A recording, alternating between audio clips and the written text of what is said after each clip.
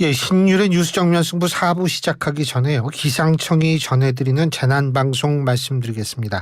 재난방송의 대상은 전국입니다.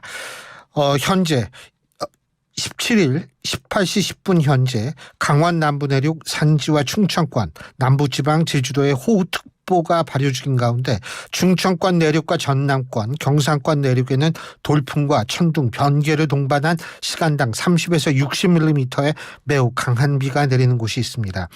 17일부터 모레 19일 새벽 사이 충청권과 남부지방, 제주도를 중심으로 매우 강하고 많은 비가 내리는 곳이 있겠습니다. 특히 13일부터 현재 17일 18시까지 전국에 매우 많은 비가 내린 가운데 모레 그러니까 19일까지 충청권과 남부지방, 제주도에는 추가적으로 300mm 이상의 매우 많은 비가 내릴 것으로 예상됩니다. 또한 비가 매우 강하게 내리는 지역뿐만 아니라 관련 수계 지역, 하류 포함입니다. 관련 수계 지역에서도 추가적인 재해가 발생할 가능성이 높으므로 위험 지역에서는 상황 판단 후 안전을 위해 이웃과 함께 신속한 대피 및 피난하는 등 즉시 안전 조치를 시행하기 바랍니다. 이상 기상청에서 알려드렸습니다. 자, 제가 재난방송 말씀을 드렸는데요. 오늘 신율의 뉴스 정면 승부 4부도 재난에 관한 얘기를 해보려고 합니다. 바로 청주시 흥덕구에 위치한 오송 지하차도 참사에 관련한 얘기인데요. 자, 전문가 연결해서 자세한 얘기 들어보겠습니다. 대진대학교 건설시스템공학과 장석환 교수 연결합니다. 장 교수님 나와 계시죠? 예, 장석환입니다. 예. 지금 물은 다 빠진 겁니까? 이 궁평 지하차도요? 예. 지금 현재 물은 다 빠져 있고, 그 물 속에 들어있는 이제 뻘이 같이 묻혀져 있는데, 뻘이 거의 다 이제 치워지고 있는 그런 상황입니다. 이번 사고로 모두 이제 13명이 안타깝게도 유명을 좀 달리하셨고, 9명이 다친 것으로 확인이 됐고요. 오늘 실종사 4명이 수습이 돼서 이제 사망자가 공식적으로 13명으로 늘어났는데요. 아직 이제 12명에 대한 실종 신고 중에서 11명은 신원이 밝혀져 있는데 1명이 아직 신원이 밝혀지지 않아서 이 부분에 대해서도 좀 확인을 더 필요한 상황인 것 같습니다. 사고 당시 지하차도에는 차량이 모두 17대가 있던 것으로 파악이 됐는데 이 안에 있던 차량은 모두 견인이 된 그런 상태입니다. 근데 제가 아까 그분이 YTN하고 저희 YTN하고 SBS에 나와서 그 전 이장님입니다. 요 지역이에요. 그런데 강하구 이 오송 지하차도 여기하고 좀 거리가 있었던 모양이죠? 거기가 한 300m, 한 400m 정도 굉장히 가까운 거리죠. 물의 힘의 어떤 유속으로 보자면 예. 불과 한 1분 안에 도착할 수 있는 그런 거리라고 봐야죠. 그러니까 그 강이 지금 넘쳐 흘러가지고 이 지하차도의 물이 순식간에 찬 겁니까? 그렇습니다. 이제 물이 찬 게 제방을 원류에서 차는 방법이 있고 제방이 터져서 차는 방법이 있는데 이 부분은 조금 더 이제 공식적인 조사를 통해서 이제 발표가 될 부분이라고 보여지는데 어쨌든 지금의 현재 물이 찼던 것은 미호강에 있는 물이 넘쳐서나 혹은 제방이 터져서 들어온 물이 순식간에 찼기 때문에 그 물이 원인이라고 볼 수 있습니다. 예, 이게 순식간에 찼다라는 게 실제로 지금 언론 보면은 2, 3분 내에 그냥 순식간에 찼다 이런 얘기인데 그게 가능한 모양이죠? 만약에 가정을 한번 해보죠. 이게 이제 제방이 터지면은 순식간에 물이 서서 들어올 정도로 굉장히 빠른 속도로 들어옵니다. 보통 홍수 때 강물에 흐르는 속도가 초속 3m에서 한 5m 정도 되는데 제방이 터져서 오는 속도는 그것보다 훨씬 빠릅니다. 그렇다고 본다면 거기서부터 밀고 들어오는 물이 그 부피로 보면은 한 3만 입방미터 정도 되는데 그 정도로 채우는 것은 불과 몇 분 안에 다 채울 수 있는 거죠. 근데 인근 주민분들 얘기로 이렇게 보면 이게 좀 제방 관련해서 문제가 있다라는 주장도 있는 것 같아요. 주장이지만. 예, 물론 아직 이제 공식적인 발표는 아직 좀 더 지켜봐야 되겠지만 미호강에 교량 공사를 했던 것도 사실이고, 그 교량 공사에서 공사를 하기 위해서는 제방을 일부를 절개를 하고 임시 제방을 쌓아놓는 거거든요. 예. 이 임시 제방 위로 물이 넘어왔다. 이런 게 이제 일반적인 증언자들의 공통된 증언이라고 봅니다. 그런데 여기서 한 가지 주의해서 볼 점은 제방을 기존에 있는 제방보다는 1.5m 정도 낮게 쌓았어요. 물론 이제 이 부분은 공사의 편의를 위해서도 1.5m면 상당히 낮게 싼 거죠. 1.5m면요. 그렇지 않습니까? 그렇습니다. 예. 이제 그래도 이제 우리가 하천에서는 보통 이제 설계 홍수위라고 하는 게 있는데 기준이 되는 그 제방을 쌓는 기준이 돼 있는데 이제 그 기준에 맞춰서 제방을 쌓았는지 이것도 이제 좀 더 확인을 해봐야 되는데 어쨌든 기존에 있는 제방보다는 낮아졌다 이렇게 부분이고 그때의 최고의 수위가 올라온 것은 제가 이제 한 그 금강 홍수 통제소나 이런 부분들을 자세하게 이제 살펴서 분석을 해보니까 최고의 수위는 그 제방 그 임시 제방보다는 높게 형성이 돼 있고 기존의 제방보다는 낮게 그래서 지금 다시 말씀드리면 기존의 제방이 존재했었다면은 물이 넘어오지는 않았을 가능성이 대단히 높다. 따라서 이 부분들이 임시 제방을 통해서 넘어왔는데 그냥 넘어왔느냐 아니면은 제방을 터뜨리면서 왔느냐 이것은 좀 차이가 있습니다. 그냥 넘어왔다는 거와 이게 제방이 터지면서 나오는 거하고는 차이가 있다. 이게 그냥 넘어왔다면 높이 계산을 잘못한 것이고 이게 예. 터져서 왔다면은 제방이 부실했던 것이고 이런 의미로 이해해도 되겠습니까? 이제 공식적으로는 더 조사를 해봐야 되겠지만 일반적인 견해로는 그렇습니다. 맞습니다.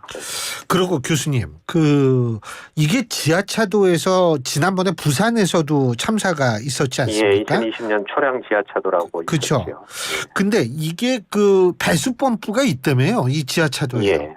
그럼 배수 펌프가 이게 언제 어떻게 작동하는 거예요, 이게? 지금 이제 오송에 있는 지하차도를 예를 들어 보면 이제 오송 지하차도가 2019년도에가 건설이 된 거니까 꽤 새로 건설된 거죠. 그러니까 세종특별시 거기가 이제 세종하고 청주를 왔다 갔다 하는 그런 차의 어떤 출퇴근 길이기도 하고 예. 그렇습니다. 그런데 이게 터널 내의 길이만 해도 한 430m 그리고 터널을 유입하기 위해서는 이제 경사면을 따라서 들어왔다가 다시 나가는 전체적인 총 길이는 한 680m 정도 되는데요. 예. 이 부분들이 아까 말씀드린 것처럼 전체 물량이 이제 안 터졌다고 가정을 한다면 비가 한 7, 80mm 와도 충분히 뽑아낼 수 있을 정도의 배수 펌프를 만들어 놓는 것이 이제 최근에 설계 기준에 그렇게 부합이 되도록 이렇게 했기 때문에 대부분의 최근에 지어진 지하차도는 거의 다 배수 펌프 시설이 되어 있다고 보여지는데 지금 이 오송에 있는 지하차도에서는 배수 펌프가 작동이 됐는지 안 됐는지 이것도 굉장히 중요한 포인트가 될 건데요. 안 됐다고 하는 증언이 더 많은 것으로 알고 있습니다. 교수님, 이 배수 펌프가 작동을 하면은요, 물이 쫙 들어오면은 배수 펌프가 자동으로 작동이 되는 건가요? 그렇습니다. 센서에 의해서 일정한 높이에 의해서 센서가 감지가 되면은 바로 펌프가 자동으로 돌아가게끔 되어 있는데 문제는 펌프는 전기로 움직이지 않습니까? 그래서 배전반이 같이 잠겨버려서 이번에 그 펌프가 작동을 하지 않았다 이런 얘기가 있거든요.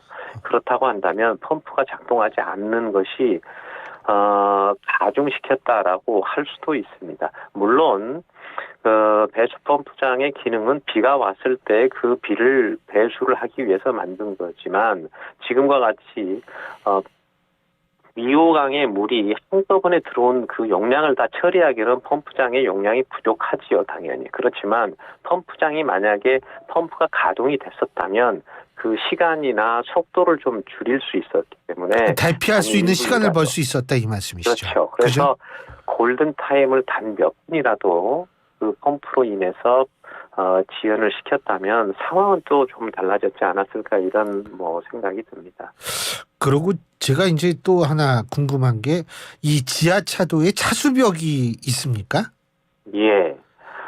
과거에 이제 초량 지하차도 조금 전에 말씀하셨던 그런 이제 2020년에 사고가 난 이후로 갑작스럽게 불어난 물이 이 지하차도로 들어오는 것을 막기 위해서는 입구에 차수 벽을 설치하는 것이 좋겠다. 이제 이런 여러 가지 의견들이 있어서 그 이후로는 이제 지하차도라든지 뭐 작년에 포항에서 지하 주차장에 참사가 있지 않았습니까? 예. 그런 공동주택의 지하에 들어가 있는 데는 일정한 부분의 수위가 올라오면은 차수벽을 수동으로 하든지 아니면은 자동으로 일정한 수위가 올라오면은 기립을 할 수 있도록 그렇게 해서 차수벽을 설치하는 것을 권고 내지 일부 지자체에서는 의무사항으로 그렇게 하고 있어서 여기 어송 지하차도도 올해 예산으로 이 차수벽 설치를 예산을 받아서 시행을 하려고 했다고 하는데 그 전에 사고가 났기 때문에 참 안타까운 마음을 금할 수가 없습니다.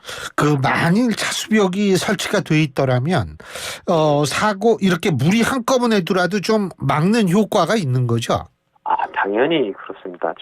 제 차수벽은 우리가 댐이나 보를 생각하면 그 예. 물만큼은 막아놓고 그 위로 물이 이렇게 넘어오기 때문에 천천히 넘어오고 그 막은 높이만큼은 물이 안 들어오는 거거든요.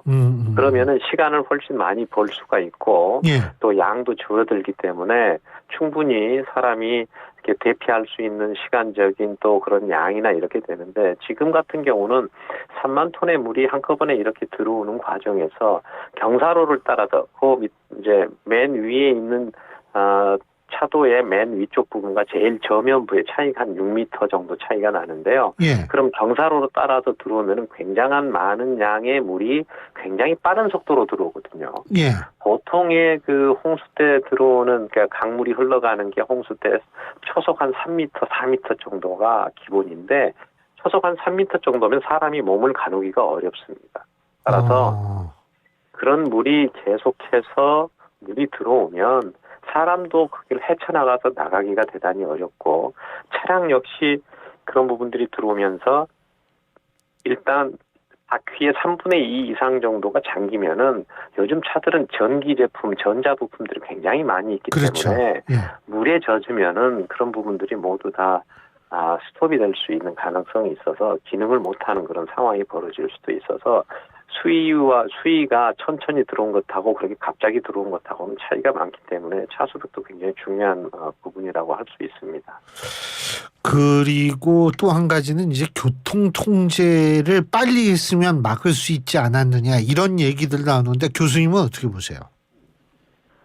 당연히 그런 부분들이 논란이 될 부분이고 이제 이 부분은 뭐 약간의 이제 진실 게임 양상으로 벌어질 가능성이 좀 많은데요. 기본적으로 비가 많이 오는 상황에서 지하차도 특히 지금 오송의 지하차도라고 하는 것은 다른 지하차도보다 좀 길이가 좀 길거든요. 예. 그러니까 그런 게 같은 경우는 들어가지 않는 게 우선이고 예. 들어가지 않도록 유도를 해주는 게 중요합니다. 여기서 한 가지 이제 중요한 포인트는 토요일 날 04시 새벽 4시에 그 미호강의 금강 홍수 통제소라고 하는 데서 이제 홍수 예경보를 발령하는데 예. 이 홍수 예경보를 경계 수위로 발령을 한 게 새벽 4시였었습니다. 그리고 그 경계 수위보다도 더 높은 게 대홍수 심각 수위라고 하는 게 있는데 그게 6시 때에 이미 올랐거든요. 그리고 사고는 8시에 났거든요. 그러니까 경계경보를 발령하고 사고 날 때까지 한 4시간 정도가 있었는데 홍수 통제소라고 하는 것은 경계경보를 발령을 하면서 지자체에 다 통보를 하고 위를 기하여라 이런 부분들을 얘기를 해주면서 공부를 하는데 받아들이는 입장에서 그것을 어디까지 받아들이고 그 어떤 현장 상황이라든지 심각성이나 이런 부분을 어떻게 판단하느냐에 따라서 상황은 조금 달라지는데 만약에 교통 통제를 오전 4시가 아니고 6시에만이라도 했었으면 완전히 달라졌다고 보여지는 거죠. 이게 사실은 이런 어떤 재해가 계속 이게 새로운 유형의 재해가 아니지 않습니까? 그렇죠. 좀 초량동에서 했었고요. 그러니까 이게 이번에를 계기로 해서 좀 철저하게 대비를 해야 될 것 같은데 간단하게 끝으로 한 말씀만 해주시죠. 예. 일단은 이제 차량동하고는 조금 양상은 좀 다르지만 기본적으로 이제 지하에 있는 시설물들, 반지하부터 시작해서 지하 차도, 예. 또 지하 주차장 이런 부분들에 대해서는 기존에 있는 예. 그런 규정이나 제도나 그다음에 설계 기준들을 예. 이번에 좀 많이 바꿔야 됩니다. 이런 기후변화 시대에 그런 부분들을 좀 바꿀 수 있고 그런 부분들에서 알겠습니다. 과감하게 투자도 좀 필요하다고 봅니다. 예, 교수님 오늘 말씀 잘 들었습니다. 고맙습니다.